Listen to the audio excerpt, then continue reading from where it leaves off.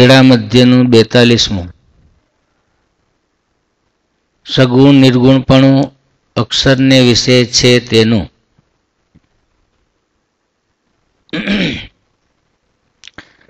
સંવંત 1880ના માક્ષરવદી દ્વાદશીને દિવસ સ્વામી શ્રી સહજાનંદજી મહારાજ શ્રી ગઢડા મધ્યે દાદા ખાચરના દરબારમાં ઉગમણે દ્વાર ઓરડાની ઓસરીએ વિરાજમાન હતા અને સર્વ શ્વેત વસ્ત્ર ધારણ કર્યા હતા.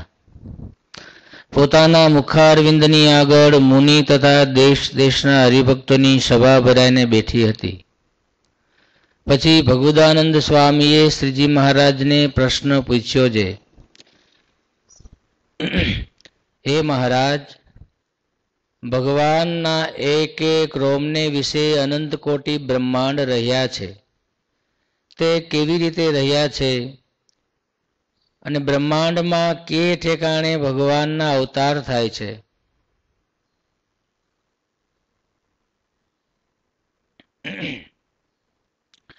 પછી શ્રીજી મહારાજ બોલ્યા છે, પુરુષોત્તમ ભગવાનનું જે અક્ષરધામ તેના બે ભેદ છે, એક સગુણપણું ને બીજું નિર્ગુણપણું. પુરુષોત્તમ નારાયણ છે તે તો સગુણ ન કહેવાય ને નિર્ગુણ પણ ન કહેવાય. સગુણ નિર્ગુણ ભેદ તો અક્ષરને વિશે છે. અક્ષર નિર્ગુણપણે તો અણુ થકી પણ અતિ સૂક્ષ્મ સ્વરૂપે છે અને સગુણ સ્વરૂપે તો જેટલું મોટું પદાર્થ કહેવાય તે થકી પણ અતિશય મોટું છે. તે અક્ષરના એક એક રોમને વિશે અણુની પેઠે અનંત કોટી બ્રહ્માંડ રહ્યા છે. તે કાંઈ બ્રહ્માંડ અક્ષરને વિશે નાના થઈ જતા નથી. એ તો અષ્ટાવરણે સહવર્તમાન હોય પણ અક્ષરની અતિશય મોટપ છે. તે આગળ બ્રહ્માંડ અતિશય નાના દેખાય છે.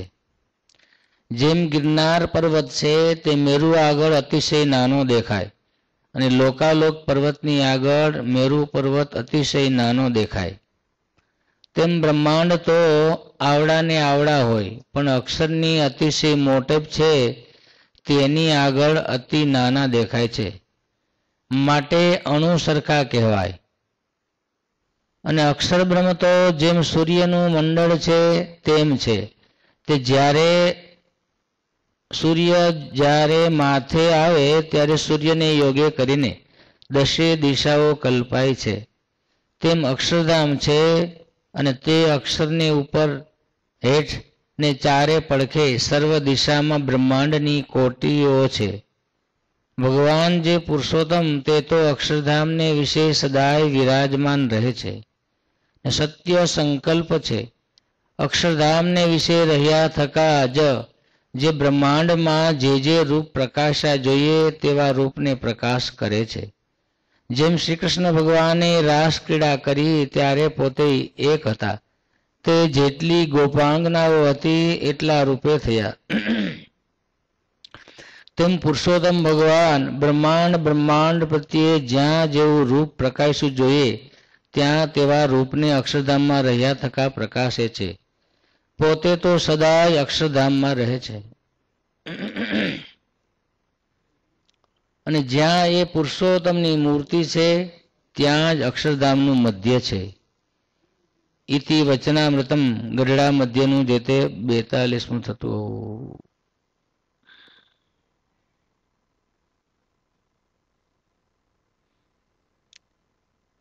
હે મહારાજ કયો સૌજીભાઈ, હું આવ્યું?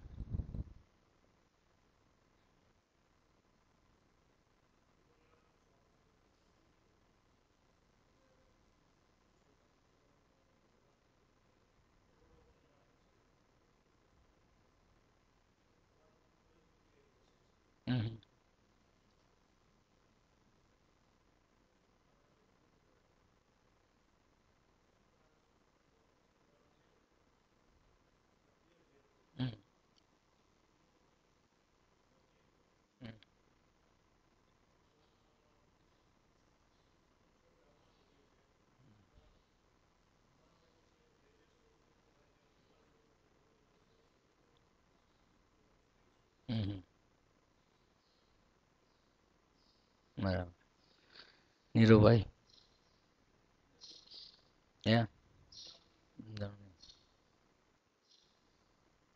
ચાલો બાપા, વલ્લભ બાપા,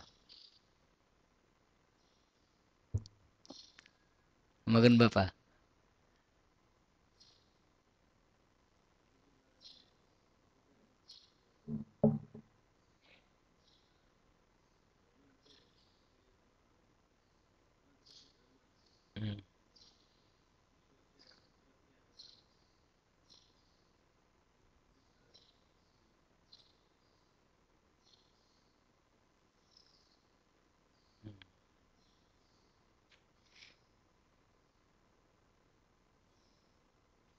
યસ.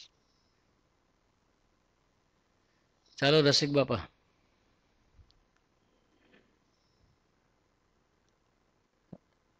બોલો રસિક બાપા.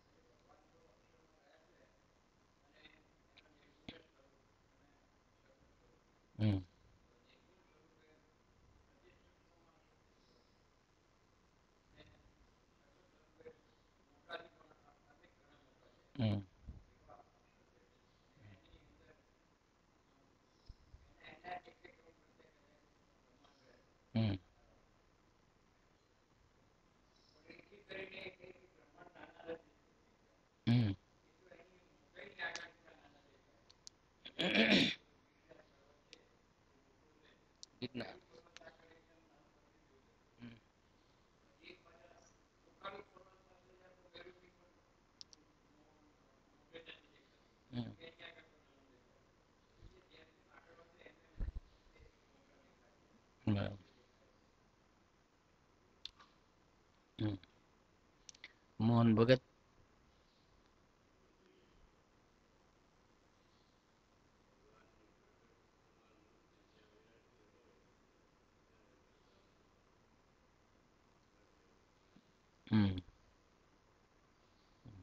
રામજીભાઈ.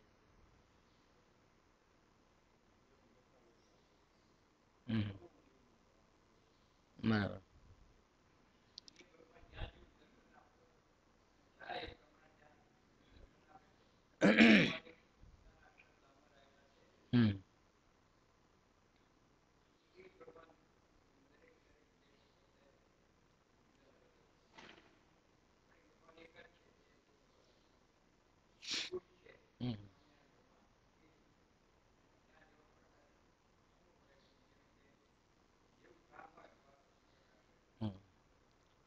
સંત સ્વામી શું આવ્યું ભાઈ સમજણમાં નહીં.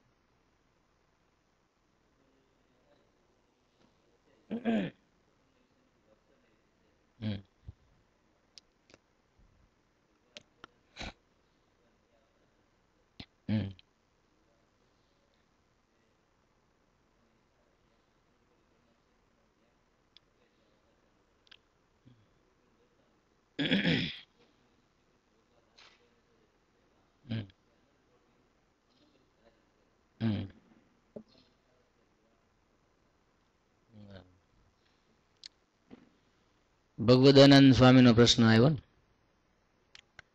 કે ભગવાન એક એક રોવાળાને વિશે અનંત કોટી બ્રહ્માંડ રહ્યા છે, તો ભગવાન છે એ અનંત કોટી બ્રહ્માંડ છે એમાં ક્યાં અવતાર ધારણ કરે? એક એક રોવાળાને વિશે અનંત કોટી બ્રહ્માંડ છે. તો ભગવદાનંદ સ્વામી કે તો ભગવાન એ ક્યાં બ્રહ્માંડમાં અવતાર ધારણ કરે? એક ઈ પૂછ્યું, બીજું શું પૂછ્યું?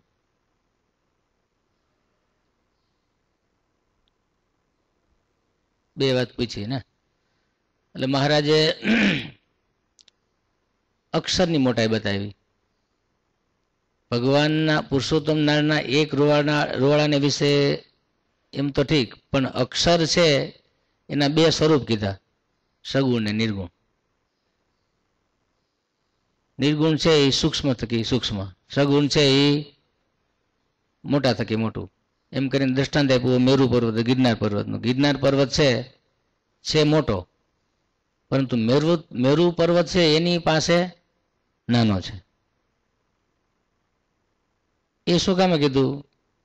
આજે આપણને શંકા થાય ને કે એક રૂવાડું, એટલા શરીરમાં કેટલા રૂવાડા છે, પણ જેટલા રૂવાડા એટલા બ્રહ્માંડ નહીં. એક રૂવાડાને વિશે અનંત કોટી બ્રહ્માંડ, એક રૂવાડાને વિશે એક બ્રહ્માંડ નહીં, અનંત કોટી બ્રહ્માંડ. એક રૂવાડાને વિશે તો કેટલા રૂવાડા? એ વાત આપણને મને કેમ? તો હું એ બ્રહ્માંડ નાના છે એમ? તો મહારાજ કે ના, એ નાના નથી, બ્રહ્માંડ તો મોટા જ છે, પણ અક્ષરનું રૂવાડું એવડું મોટું છે, એની આગળ એ નાનું થઈ જાય છે. એમ કહીને આ દ્રષ્ટાંત આપ્યું કે ગિરનાર પર્વત નાનો નથી, પણ મેરુ પર્વત કેવડો છે? તો એની પાસે ગિરનાર પર્વત નાનો છે. અને લોકાલોક પર્વત સૌથી મોટો, તો લોકાલોક પર્વતની આગળ મેરુ પર્વત છે, એ નાનો દેખાય છે. એટલે એટલી બધી પુરુષોત્તમ નારાયણની મોટાઈ નહીં, પણ અક્ષરની મોટાઈ. તો અક્ષરની મોટાઈ એવડી હોય તો પુરુષોત્તમ નારાયણની મોટાઈ કેવડી હોય? એટલે મહારાજે આ વચનામૃતમાં અક્ષરની મોટાઈ કીધી. અક્ષર એટલે શું? નીરોભાઈ? હા, મહારાજ પોતાને રહેવાનું ધામ, તો એની એટલી મહત્તા છે. પુરુષોત્તમ નારાયણ ઓળખાવે એ અક્ષર, જીવને શુદ્ધ કરે એ પણ અક્ષર. અક્ષરના બે કામ છે, જીવને શુદ્ધ કરવો અને પુરુષોત્તમ નારાયણની ઓળખાણ કરાવી. આ બે કામ અક્ષરના છે. તો એ એટલા બધા મહાન છે એ અક્ષર, એ આ વચનામૃતમાં મહારાજે સાબિત કરી બતાવ્યું એમ. પણ ઘણી વાત શાસ્ત્રની છે ને, એ આપણે હા પાડવાની રીએ અને મનાય નહીં આપણને. એક રૂવાડાના વિશે અનંત કોટી બ્રહ્માંડ કેવી રીતે રહ્યા હોય એમ. પેલા મહારાજ બેઠા હતા અને એમાં કંઈક પ્રસંગ આવ્યો, દુર્વાસા ઋષિ થાળ જમી ગયા. લાડુબાન, જીવબાન પછી મહારાજને કે મહારાજ આ વાત તો કઈ મનાતી નથી. હવે દુર્વાસા ઋષિ કેટલી ગોપીઓ હતી? 16,108. એટલી ગોપીઓના થાળી એકલા કેવી રીતે જમી ગયા? શાસ્ત્રની બધી વાત હોય, મહારાજ કે પણ શાસ્ત્રની વાત હોય એમાં આપણે હાથ પાડવાની હોય, એવું થયું જ હોય એમ. લાડુબાન કે પણ મહારાજ મનાય તો નહીં આપણને, કોઈક દિવસ એવું અમને જો તમે બતાવો તો અમને ખ્યાલ આવે. મહારાજ કે સારું, ક્યારેક બતાવશું કે. પછી એક વખત રસોઈ હતી, 500 સંતોને હરિભક્તોને 2000 હરિભક્તોને રસોઈ બનાવેલી, અને થાળ હજી અડધો કલાકની વાર હતી થાળ તૈયાર કરવાની. એ દરમિયાન સચ્ચિદાનંદ સ્વામી વાડીએથી આવ્યા, મહારાજને પગે લાગીને બેઠા. મહારાજ ભૂખ બહુ લાગી છે. મહારાજ કે પણ થાળની હજી વાર છે, અડધો કલાક. પણ મહારાજ ભૂખ તો બહુ લાગી છે. તો મહારાજ કે સારું. લાડુબાન જીવબાને કીધું કે થાળ ધરી દો અને આ સ્વામીને જમવા બેહાડી દો, રસોઈ મંડો દેવા. એટલે સ્વામી તો બેસી ગયા જમવા અને પીરસું. 1 મિનિટ થઈ તો સાફ કરી ગયા. મીંડા લાડુબા પીરસવા. જાઓ જીવબાન લાડુબાન રસોઈ ને જે કાંઈ ફરસાણ ને દાળ ભાત બધું પીરસી દીધું. બધું સ્વામી જમી ગયા. પછી બધા 500 સાધુ, 2000 હરિભક્તો બધાની રસોઈ આ જમી ગયા સચ્ચિદાનંદ સ્વામી. ત્યારે લાડુબાન જીવબાને એ વાત માન, તોય છતાં એ મહારાજ તો હજી સ્વામી તો ઊભા નથી થતા. એટલે મહારાજ પાસે આવ્યા, મહારાજ સ્વામી તો બધી રસોઈ જમી ગયા, હજી ઊભા નથી થતા, હજી ચડવું કરતા નથી કે.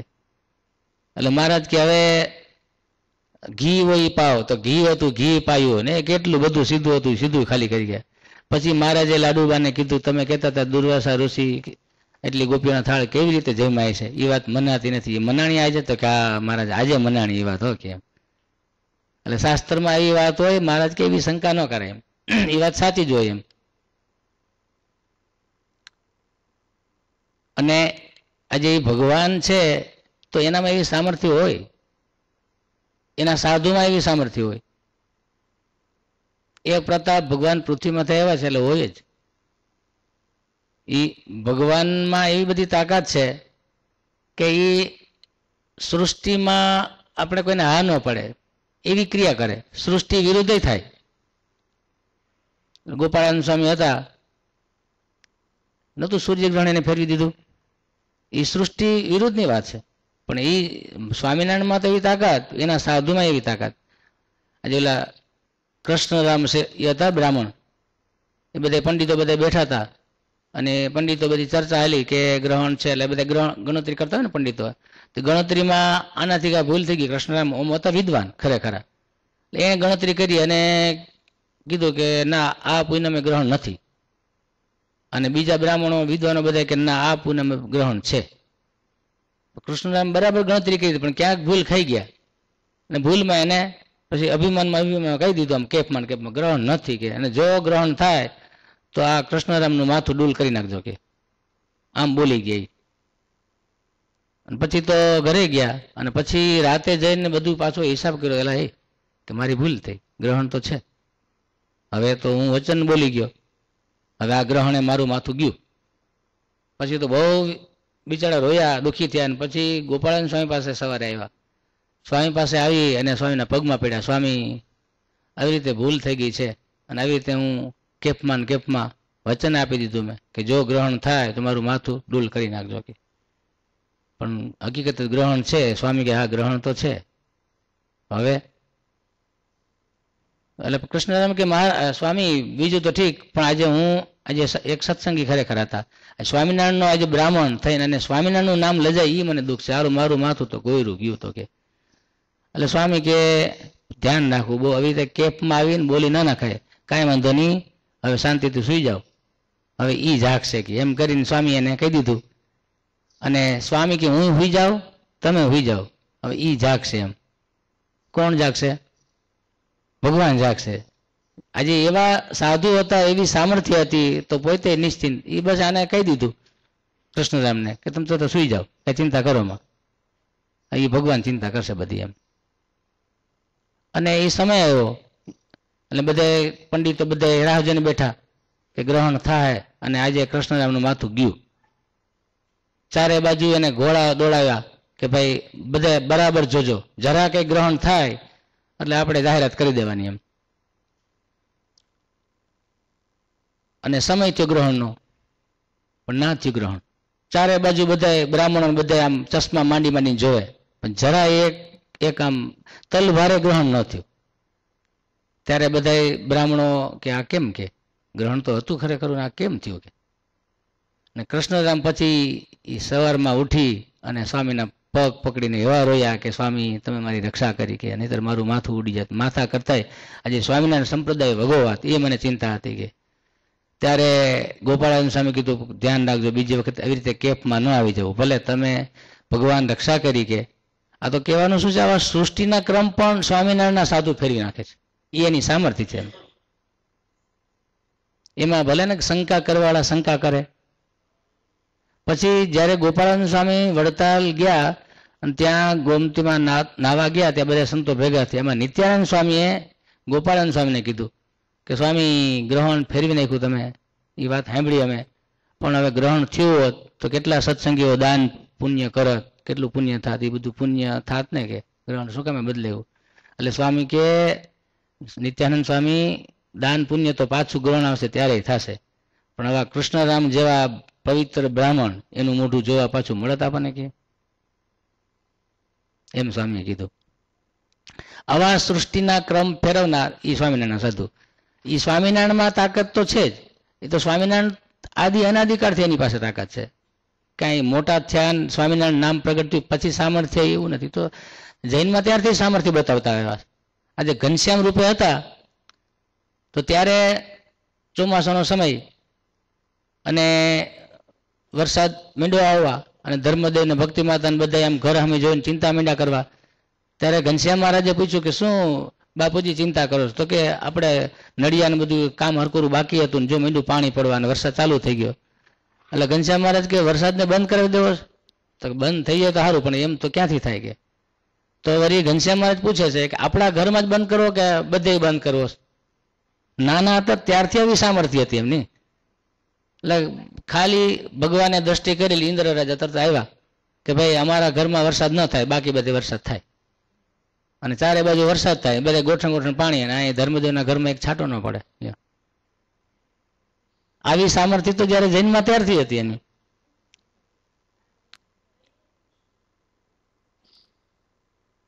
સ્વામિનારાયણના સાધુમાં એવી તાકાત. અમે એક વખત અમરેલી મંદિરનું બધું ખાતમુહૂર્ત ને બધું થયું, ત્યાં સભામાં ગયા. કેટલા વર્ષ પહેલાની વાત છે. સ્વામી અને બધા સંતો ત્યાં ગયા અને સભા હતી. જાજા સંતો આવ્યા હતા, મોટા મોટા સંતો બધા હતા, મોટે પાયે બધું હતું.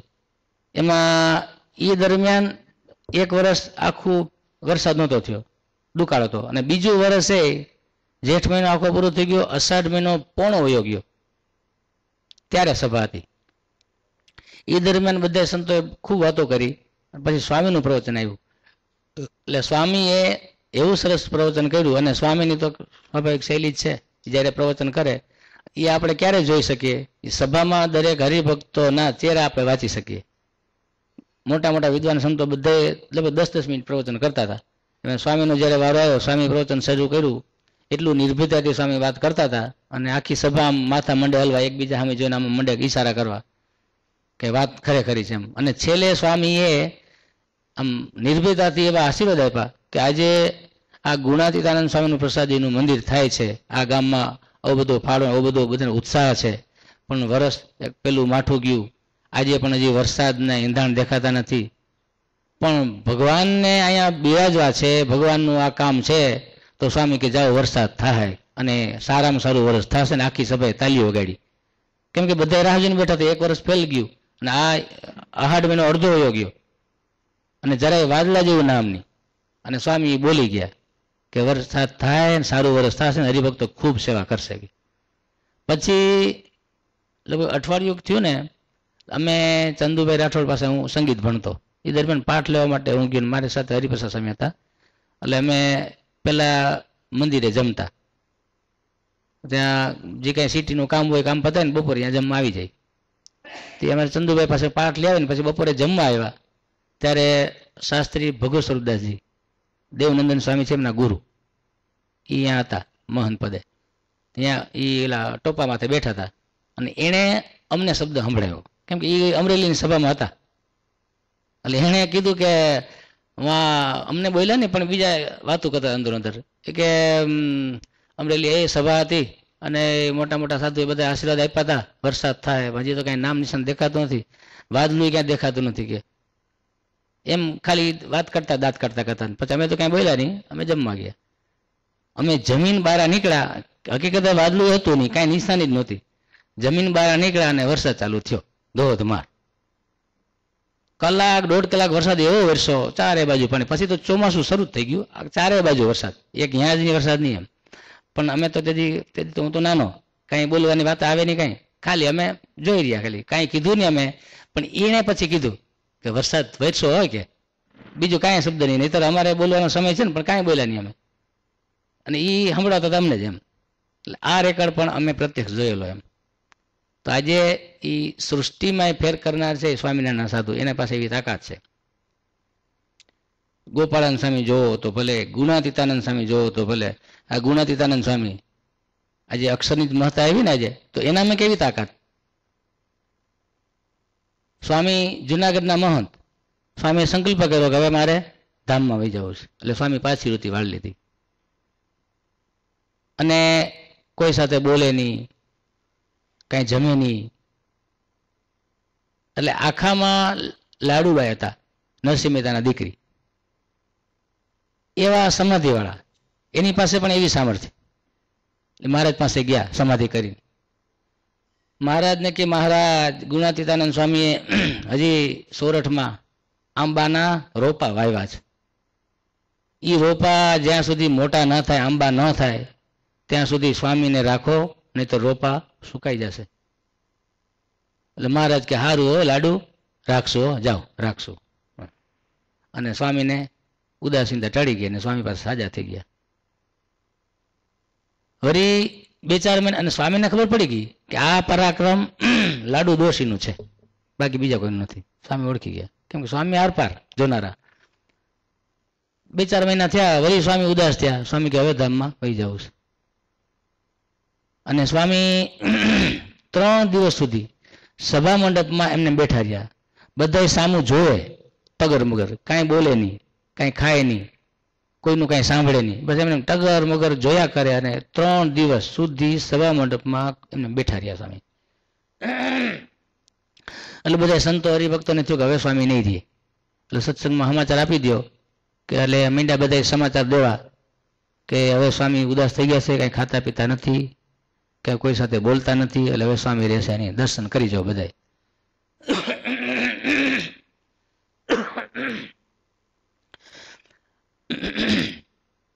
પછી માંગરોળમાં યોગેશ્વરદાસ સ્વામી હતા, ત્યાં પણ સમાચાર ગયા કે સ્વામી ઉદાસ થયા છે, બધા આવી જાઓ, દર્શન કરી જાઓ.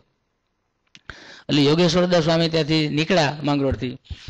એટલે આ લાડકીબાઈ એવા સમાધિવાળા એ સંતો આવે છે, એને ખબર પડી ગઈ કે રસ્તો અહીંયા થાય, અને એટલા પ્રતાપી હતા લાડુબા, એટલે બધાને ખબર પડી ગઈ કે અહીંયા આપણે જવું જ પડે. એટલે ત્યાંથી આખા આવ્યા સંતો, ખાલી બસ 5 મિનિટ રોકાઈને પછી નીકળી જાય. આવો બધાનો ક્રમ, ત્યાંથી નીકળે ગમે સંતોનું મંડળ ત્યાં જાય ને જાય. અને લાડુમાં ખબર પડી જાય સંતોનું મંડળ આવે છે, એટલે રસોઈ કરી રાખે. એટલે એના ક્રમ પ્રમાણે રસોઈ બનાવી રાખી. અને સંતો આવ્યા એટલે લાડુમાં કીધું કે ઠાકોર જમાડીને પછી જાઓ. એટલે સંતો કે અરે સ્વામી ઉદાસ થયા છે, એમાં ડોશીમાને કહો અમારે જમાય નહીં, ખરાબ લાગે, અને અમારે અહીંયા રોકાવું પણ નથી, જલ્દી જલ્દી સ્વામી પાસે પહોંચું.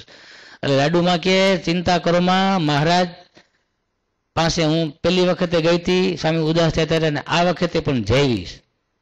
મહારાજને કહેવી છું કે સ્વામીને રાખવાના છે. એટલે મહારાજે પણ હા પાડી છે, અને આજે સ્વામીએ રાબ પીધી છે, જાઓ.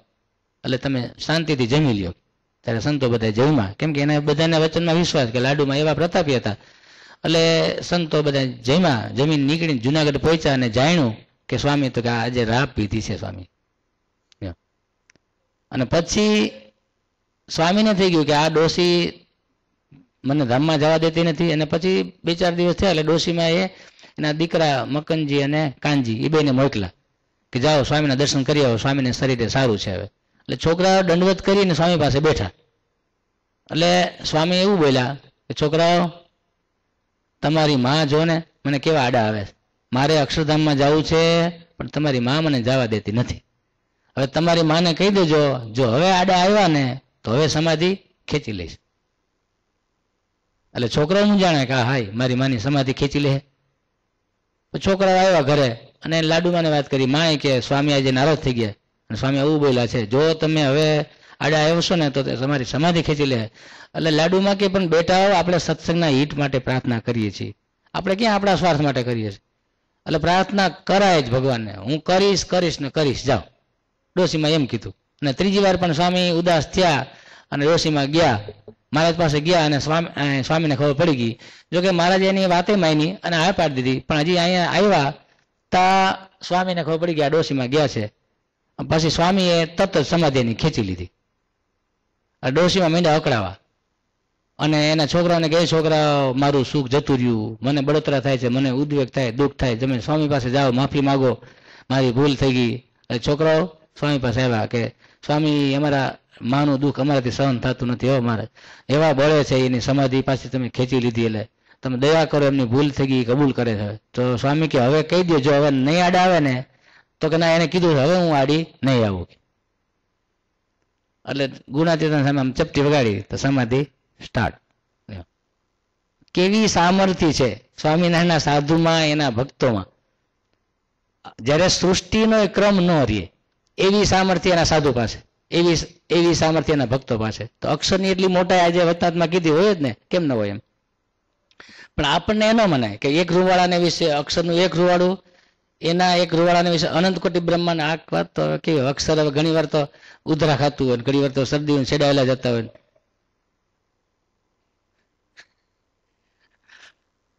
પણ એ પૃથ્વી માથે છે એટલે એના બધા એ ગુણધર્મ છે એવા.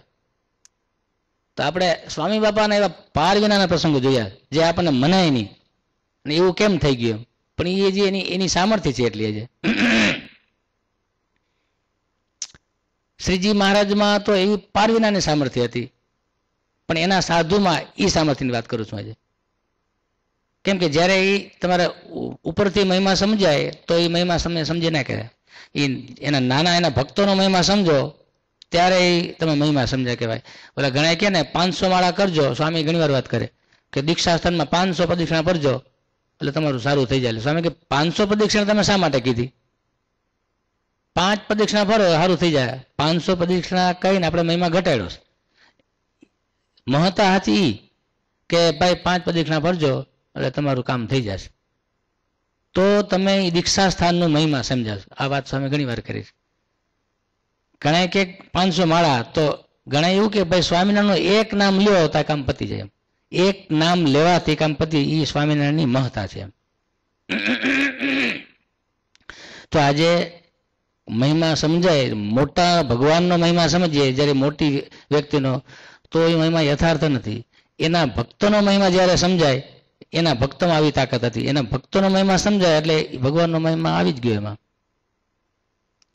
એટલે આજે આ વચનામૃતમાં ગુણાતીતાનંદ સ્વામી શું હતા, અક્ષર, એની મોટાઈ મહારાજે ભારોભાર કરી. આ મોટાઈ તો ઠીક, પણ ઓલા હરિભગત છે એને વિષયની વાસના બહુ, એટલે બિચારા બહુ રીબાય. પછી એને કોઈ સાધુને કીધું મને બહુ વાસના છે, મને એ વિષયના સંકલ્પ થાય, મને શાંતિ નથી થતી, એટલો ઉદ્વેગ થાય છે, મને દુઃખ થાય છે, કેટલા વર્ષોથી હું સત્સંગ કરું છું. ત્યારે હરિભક્તે શું કીધું કે ગુણાતીતાનંદ સ્વામી એના પગમાં પડી જાઓ, એને તમે નિષ્કપટ થાવ, તમે વાસના ટળી જાય. પણ તો કેવી રીતે મારે સ્વામી પાસે જવું? એટલે એણે એવું કીધું કે સ્વામી રાતે 2 વાગે પેશાબ કરવા નીકળે છે, તમે આ સભા મંડપમાં જાગજો. 2 વાગે સ્વામી પેશાબ કરીને આવે ત્યારે સ્વામીને પગમાં પડજો ને કહેજો કે હરિભક્ત કે સારું. અને રાતે સ્વામી 2 વાગે પેશાબ કરવા ગયા અને જોયા, પાછા પેશાબ કરીને સ્વામી નીકળ્યા એટલે આ હરિભગત સ્વામીના પગમાં પડી ગયા. સ્વામી એમ કહીને રડી પડ્યા, સ્વામી મા બાપ દયા કરો, દયા કરો. એટલે સ્વામી કે પણ શું છે કે? તો કે સ્વામી કેટલા વર્ષોથી સત્સંગ કરું છું પણ વાસના ટળતી નથી, મને વાસના એટલું દુઃખ દે છે, મને ભગવાનનું સુખ લેવા દેતી નથી. ત્યારે સ્વામીએ એનું કાંડું પકડ્યું. કાંડું પકડીને સ્વામી કીધું ખબરદાર સંકલ્પ કર્યા છે તો જા. બસ તો આ સંકલ્પ ટળી ગયા એના. આ પ્રતાપ કેવડો! બીજી મોટાઈ કરતા આ મોટાઈ જો. નહીતર વાસના કેવડી છે, લોકાલોક જેવડી વાસના છે. હવે એ વાસના ગમે એમ કહો તો ટળે જ નહીં. પણ મોટા પુરુષે ખાલી કાંડું પકડીને કીધું ખબરદાર સંકલ્પ કર્યા છે તો. ઓલા સાધુ હતા એને એવી રીતે બહુ વિષયના સંકલ્પો થતા, તો એ સ્વામી વડતાલથી આવ્યા હતા અને થાકી ગયેલા અને રાતે સૂતા સ્વામી, તો એ સાધુ સ્વામીના પગ દબાવવા બેઠા અને સ્વામી થાકી ગયેલા એટલે એ સાધુ પગ દબાવે. સ્વામીને ગમ્યું, મજા આવી, પણ નીંદર આવી ગઈ. અને ઓલા સાધુને એમ કે સ્વામીએ મને ના નથી પાડી, હવે જાઓ, તો મારે પણ ઉઠાય પણ નહીં. એટલે પગ દબાવ્યા કરે, આખી રાત પગ દબાવ્યા. સવારે 4 વાગ્યા એટલે સ્વામી જાગ્યા. સ્વામી જાગ્યા અને સ્વામી જાગ્યા અને સ્વામી જોયું, લે હજી પગ દબાવશો સાધુરામ? સ્વામી રાજી થઈ ગયા. સ્વામી કે માગો માગો કે. ત્યારે સાધુને બસ કાંઈ અપેક્ષા નહોતી. સાધુ કે સ્વામી કેટલા વર્ષોથી સાધુ થયો છું પણ આ વિષયના સંકલ્પ ટળતા નથી, કંઈક દયા કરો એમ કે સ્વામી પાસે રડી પડ્યા. એટલે સ્વામી કીધું કે આ થાંભલો હતો. સ્વામી કે આ શું છે? તો કે થાંભલો. તો કે થાંભલાને સંકલ્પ થાય તો તને સંકલ્પ થાય, જા. થાંભલાને સંકલ્પ થશે તેથી તને સંકલ્પ થશે, કે થાંભલાને કંઈ સંકલ્પ થાય નહીં. આવો આશીર્વાદ સ્વામી આપી દીધો, આવી સામર્થ્ય લ્યો. એટલે બ્રહ્માનંદ સ્વામી કામી ઘોડા ઉપર હાથ મૂકો તો ઘોડો નિષ્કામી થઈ ગયો. એટલે આ બધા વાત ઈ કરું છું, આજે સૃષ્ટિમાં કોઈને આપણે મનાય નહીં એવી વાત છે બધી. શ્રીજી મહારાજમાં સભા કરીને બેઠેલા એટલે ગવૈયા બધા આવ્યા, ગ્વાલિયર ને ગવૈયા. અને મહારાજ પાસે બધાને શું વાત સાંભળી હોય ને કે સ્વામિનારાયણ ભગવાન છે, એના સાધુ બધા બહુ સંગીતકારો છે, નામ છે ને તેમ છે. એટલે ગ્વાલિયરના ગવૈયા બધા આવ્યા અહીંયા મહારાજ પાસે આવ્યા ને મહારાજને કે તમારા સાધુનું સંગીત તમારે સાંભળવું છે. એટલે પેલા મહારાજ કે તમે તમારું સંગીત સંભળાવો, પછી અમારા સાધુ બધા તમને સંગીત સંભળાવશે. પછી આ ગ્વાલિયરના ગવાએ એનું કીર્તન ભક્તિ કરીને પછી મહારાજે સંતોને આજ્ઞા કરી, હવે સંતો તમે ગાઓ. એટલે સંતો કે મહારાજ સમય કયો હતો? સાંજનો, આરતીનો સમય એવો હતો, સંધ્યા સમય. એટલે મહારાજે સંતોને કીધું કે સંતો ભૈરવી રાગ ગાઓ. એટલે ગવૈયા બધાએ કે આ ગુજરાત ગાંડી આનું નામ. અત્યારે સાંજે ભૈરવ રાગ હોય કે ભૈરવ રાગ તો હવાનો રાગ છે કે. મહારાજ કે હાલો ગાવ. સંતો તો મહારાજના બધા વચનમાં ટૂંક ટૂંક એટલે બધા મહારાજે કીધું એટલે સંતોએ તો એ બધા એના સાધનો બધા મેળવા ને ભૈરવ રાગનો આલાપ કર્યો ને ભૈરવ રાગ ગાવા માંડ્યા. ચંદન ચરચિત નીલ કલેવર એ ભૈરવ રાગમાં સંતોએ બંદીશ ઉપાડી અને મૂળ લઈ દુગુન ને ચોગુન લઈને બધું એવું એને જે ગાયકી કરી ને ત્યાં તો એ ભૈરવ રાગ શરૂ થયો અને ગાયકી હાલતી થાય ત્યાં તો ક્રમ બદલાવા માંડ્યો. હતો સાંજનો સમય અને કોયલ બોલવા માંડી, મોરલા બોલવા માંડ્યા, બે પક્ષીઓ બોલવા માંડ્યા ને વાતાવરણ આખું સંધ્યાનું બંધ થઈ ગયું ને સવારનું વાતાવરણ હાલતું થઈ ગયું. ત્યારે ગવૈયા બધાએ મોઢામાં આંગળે નાખી ગયા. ત્યારે બધાને બુદ્ધિ હુજી કે આ કેવી તાકાત છે. પેલા તો એને મસ્કરી કરતા હતા કે આ ભૈરવ રાગ, પણ મહારાજે ભૈરવ રાગ ગવડાયો હતો. સંધ્યાને બદલે હવાર વારજને કરી દેવું હતું. તો આજે સ્વામિનારાયણ ભગવાનમાં એના સાધુમાં એવી તાકાત કે સંધ્યા હોય તો પણ સવાર કરી દે ને એ સૃષ્ટિ ફેરવી રાખવાનું કામ એ આ સ્વામિનારાયણ પાસે હતું. એના સાધુ પાસે આ કામ હતું. લ્યો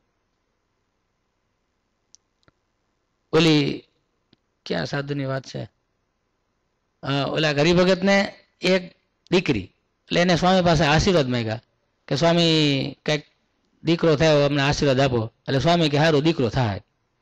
અને દીકરીનો જન્મ થયો. કૃષ્ણ ચરણદાસ સ્વામી દીકરીનો જન્મ થયો ને એટલે ઓલા હરિભગત કે સ્વામીએ તો દીકરાનું કીધું તો ના દીકરી હશે, બીજું શું ભગવાનની ઈચ્છા. સ્વામી પાસે ગયા. સ્વામી કે ધીરજ રાખો ને, કે પણ ધીરજ શું રાખે, દીકરી તો આવી ગઈ કહેવાય હશે જેમ કરે. પછી તો એને મોટા સમય થતા દીકરી મોટી, બે દીકરી મોટી થઈ. એમાં એક દીકરી ત્યાં રહી, એક દીકરી ભણવા માટે કોલેજમાં ગઈ. એ સ્વામીએ જન્મ આશીર્વાદ આપ્યો તો એ દીકરી કોલેજમાં ભણે છે. એ દરમિયાન એની બેનપણી પણ ત્યાં કોલેજમાં ભણતી. બે જણા સાથે રહીએ. એમાં એક દિવસ અચાનક રાતે 12 વાગ્યા પછી આ જાગી ગયા આ દીકરી, અને એની બેનપણીને જગાડી કે મને કંઈક થાય છે શરીરમાં. તો કે શું થાય છે? તો ખબર નહીં કે આમ માથામાં આમ બધે કંઈક થાય છે, આમ ધ્રુજારી આવે ને એવું.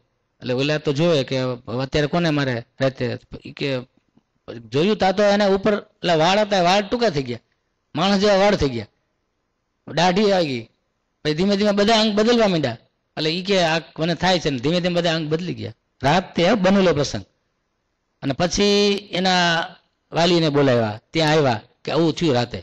એના વાલીને તરત એના બાપને ઓલો આશીર્વાદ યાદ આવ્યો કે સ્વામીએ મને આશીર્વાદ આપ્યો હતો કે દીકરો આવશે, એને બદલે દીકરી આવી. અને એ આજે દેખાણું.